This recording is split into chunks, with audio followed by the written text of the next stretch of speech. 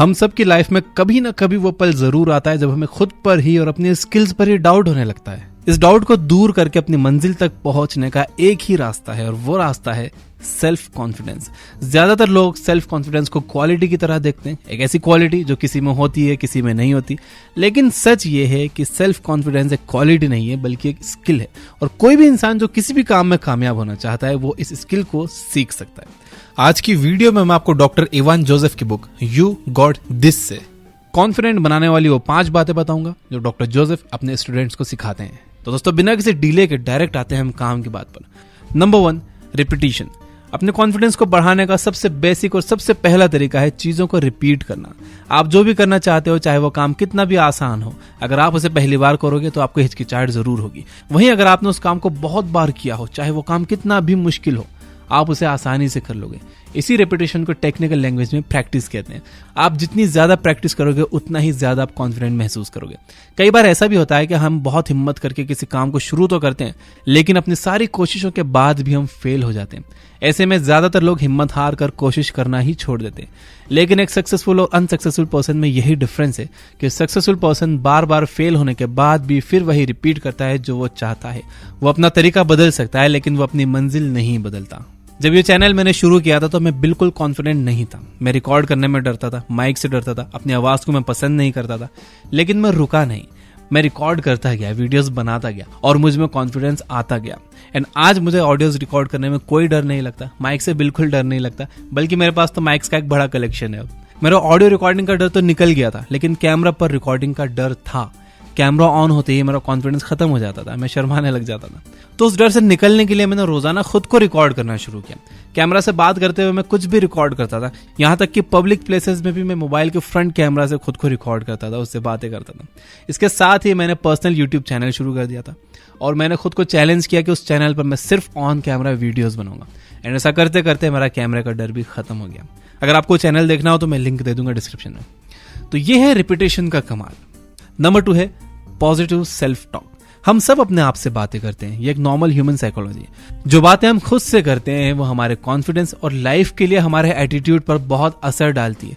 आपको याद होगा कि स्कूल या कॉलेज में जब टीचर सवाल पूछना शुरू करती थी तो सवाल सुने बिना ही हमारे मन में ये बात आने लगती थी कि नहीं नहीं मुझे मत खड़ा कर देना कहीं। ऑफिस की बोर्ड मीटिंग में कोई चैलेंजिंग प्रोजेक्ट आपको मिलने वाला हो तो कोशिश करने से पहले ही आप मन ही मन कहने लगते हो कि ओह गॉड ये मेरे बस का नहीं है। इस तरह की सेल्फ टॉक हमारे मन में खुद को लेकर एक नेगेटिविटी पैदा करती है, जिससे हमारा कॉन्फिडेंस कम हो जाता है। वैसे भी बाहर की दुनिया में ऑलरेडी सब हमें डाउनग्रेड करने में लगे रहते हैं।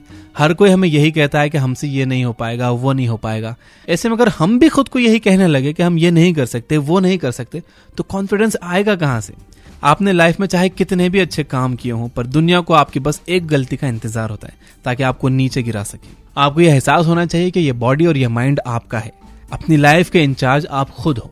आप जैसे चाहो अपनी लाइफ को वैसा डायरेक्शन दे सकते हो। इसलिए आईने के सामने खड़े होकर खुद को यह याद दिलाइए कि मैं अगर कोशिश करूं तो सब कुछ कर सकता हूं और मैं अपनी किस्मत खुद लिखूंगा। जो मुझे कम समझते हैं वो अभी मेरे टैलेंट को जानते नहीं है। अपने डेली रूटीन में सेल्फ टॉक के तरीकों को सुधारो। मुझसे ये नहीं हो पाएगा कि जगह कहो कि मैं ट्राई करके देखता हूँ, शायद हो जाए। जब खुद से कोई गलती हो जाए तो खुद को कोसने के बजाय ये कहो कि चलो कुछ सीखने को तो मिला, अगली बार और अच्छे से कोशिश करूंगा। जब मैं कैमरा से बात करने की प्रैक्टिस कर रहा होता था तो खुद से पॉजिटिव सेल्फ टॉक ही करता था कि हाँ मैं ये कर सकता हूँ, सामने कैमरा ही तो है, पलट के मुझे मारेगा थोड़ी। और अगर मैं वीडियोस अपलोड करूंगा और लोगों को पसंद नहीं आएगी तो ज्यादा से ज्यादा क्या होगा, डिसलाइक कर देंगे, नेगेटिव कमेंट्स कर देंगे, कोई मेरा घर थोड़ी जला देंगे, क्या फर्क पड़ता है।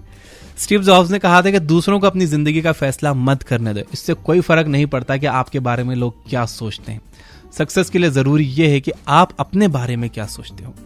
नंबर 3 है अपनी हर छोटी बड़ी सक्सेस को याद रखो। आपको पता है कि क्रैब्स यानी केकड़ों को पकड़ने के बाद उन्हें खुले कंटेनर में रख दिया जाता है। उस कंटेनर को बंद करने की जरूरत ही नहीं पड़ती क्योंकि कोई भी केकड़ा उस कंटेनर से बाहर आ ही नहीं पाता। क्योंकि जो भी केकड़ा कंटेनर से बाहर आने की कोशिश करता है दूसरे केकड़े उसकी टांग खींचकर नीचे गिरा देते हैं। हमारी लाइफ में ऐसी ही केकड़ा मेंटालिटी वाले लोग आते हैं। हम बस कामयाबी की सीढ़ी चढ़ ही रहे होते हैं कि लोग हमें नीचे गिराने की कोशिश करना शुरू कर देते हैं। दुनिया ऐसे लोगों से भरी पड़ी है जो खुद को उठाकर आगे बढ़ने के बजाय दूसरों को गिराकर आगे बढ़ना चाहते हैं।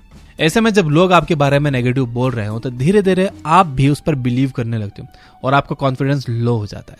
आप कभी दोबारा उस सेटबैक से उभर ही नहीं पाते। ऐसी सिचुएशंस के लिए आप अपनी हर छोटी बड़ी कामयाबी के बारे में किसी डायरी में लिखा करो। उसमें हर वो बात लिखो जो आपने हासिल की है। जब भी आप लो फील करो तो उसे पढ़ो।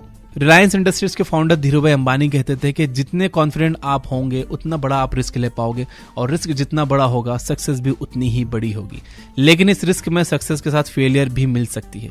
इसलिए अगली बार रिस्क लेने की हिम्मत जुटा पाने के लिए धीरूभाई अपनी हर सक्सेस को नोट करके रखते थे। जब लोग उन्हें रिस्क लेने से मना करते थे तब वो अपनी डायरी पढ़कर खुद को यह विश्वास दिलाते थे कि मुझे इसमें पहले भी सक्सेस मिली है, अब भी मिल सकती है और मैं ये कर सकता हूँ। आपको भी यही करना है। अपनी स्कूलिंग से लेकर कॉलेज तक की हर सक्सेस, हर वो स्किल जो आपने सीखी है उसे नोट करो और अपने सेल्फ वर्थ को पहचानो। सेल्फ वर्थ से ही सेल्फ कॉन्फिडेंस आता है। नंबर 4 है नेगेटिव बिहेवियर की बुराई करने के बजाय पॉजिटिव बिहेवियर की तारीफ करो। चाहे बात अपने सेल्फ कॉन्फिडेंस को बढ़ाने की हो या बतौर टीचर या पेरेंट अपने बच्चे के सेल्फ कॉन्फिडेंस को बढ़ाने की। हम सबको ये बात याद रखनी चाहिए कि किसी की गलती पॉइंट आउट करने के बजाय उन्हें उस टाइम शाबाशी देना ज्यादा अच्छा होता है जब वो कोई काम सही कर रहे हो। एक वो आदमी जो अपनी हर गलती का हिसाब रखता है, उसके बारे में सोचता रहता है कि उसे दोहराए ना। वहीं दूसरा आदमी गलतियों पर तो उतना ध्यान नहीं देता, पर अपनी और अपने आसपास के लोगों की हर छोटी छोटी कामयाबी का हिसाब रखता है कि उन्होंने ये कैसे किया। आप खुद ही सोच सकते हो कि दोनों में कौन ज्यादा कॉन्फिडेंट होगा। असल में जब हम अपनी गलतियों के बारे में सोचते हैं तो मन ही मन में एक नेगेटिविटी आती है जो हमारे कॉन्फिडेंस के लिए अच्छी नहीं है, क्योंकि हम इस बात से डरे हुए रहते हैं कि कहीं हम फिर से वो गलती ना कर बैठे। अगर आप एक पेरेंट हो तो रोहन को ये बोलने के बजाय कि तुम पढ़ते नहीं हो, मोनिका को यह कहो कि वेरी गुड मोनिका, ऐसे ही पढ़ते रहो, इस बार तुम्हें अच्छे नंबर जरूर आएंगे। ऐसा करके आपने रोहन के कॉन्फिडेंस को गिराया नहीं, ना ही उसे कुछ नेगेटिव कहा, बल्कि आपने मोनिका के कॉन्फिडेंस को बढ़ा दिया और रोहन को यह सोचने पर मजबूर कर दिया कि अगर वो भी पढ़ेगा तो उसे भी शाबाशी मिलेगी। बात बहुत छोटी सी है पर हम अक्सर भूल जाते हैं, क्योंकि चाहे अपनी हो या दूसरों की, नेगेटिव बातों पर हमारा ध्यान पहले जाता है, जबकि सक्सेस का रास्ता पॉजिटिविटी से होकर निकलता है। सेल्फ कॉन्फिडेंट लोग हर फीडबैक को पॉजिटिवली इंटरप्रेट करते हैं।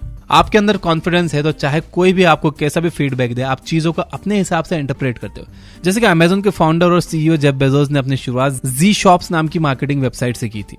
जब वो वेबसाइट फेलियर की तरफ जाने लगी तो सब ने उन्हें कोई स्टेबल बिजनेस प्लान अपनाने के लिए कहा, लेकिन जहां सबको जी शॉप्स में घाटे का बिजनेस दिख रहा था, वहीं जेफ बेजोस को उसमें अमेज़न का आइडिया दिख रहा था। यानी अगर आपको खुद पर भरोसा है तो आप फेलियर की राख में भी सक्सेस की चिंगारी ढूंढ सकते हो। तो दोस्तों, ये था हमारा आज का video from the book you got this by doctor Ivan Joseph. अगर आपको वीडियो पसंद आया तो उन सभी लोगों तक जरूर पहुंचाओ जो सेल्फ डाउट में घिरे हुए हैं, और कॉन्फिडेंटली इस वीडियो को लाइक करो, हिचकिचाओ मत। और मैं इसे कर देता हूं समराइज। नंबर 1 है रिपीटेशन। बहुत आसान साइंस है, जितना ज्यादा आप किसी काम को रिपीट करोगे आप उतना ज्यादा कॉन्फिडेंटली उस काम को करोगे। ऑन कैमरा बोलने पर डर लगता है तो ऑन कैमरा बोलो, ज्यादा से ज्यादा बोलो। रिकॉर्ड करके डिलीट कर दो, खुद देखकर डिलीट कर दो, मत अपलोड करो, लेकिन रिकॉर्ड करो। नंबर 2 है पॉजिटिव सेल्फ टॉक की पावर का इस्तेमाल करो। खुद से आप कैसी बातें करते हो ये बहुत मायने रखता है। हमेशा खुद से पॉजिटिव सेल्फ टॉक करो। मुझसे नहीं हो पाएगा मत कहो, बल्कि यह कहो कि मैं ट्राई करूंगा, हो सकता हो जाए। गलती हो जाए तो खुद को कोसो मत, ये सोचो कि चलो कुछ सीखने को तो मिला, बहुत छोटी सी प्राइज में मैंने सीख लिया, अगली बार और अच्छे से कोशिश करूंगा। नंबर 3, अपनी हर छोटी बड़ी सक्सेस को याद रखो, एक डायरी बनाओ, हर वो बात लिखो, हर वो छोटी बड़ी सक्सेस उसमें लिखो जो आपको स्कूल से लेके कॉलेज से लेके अब तक हासिल हुई, हर चीज लिखो उसमें।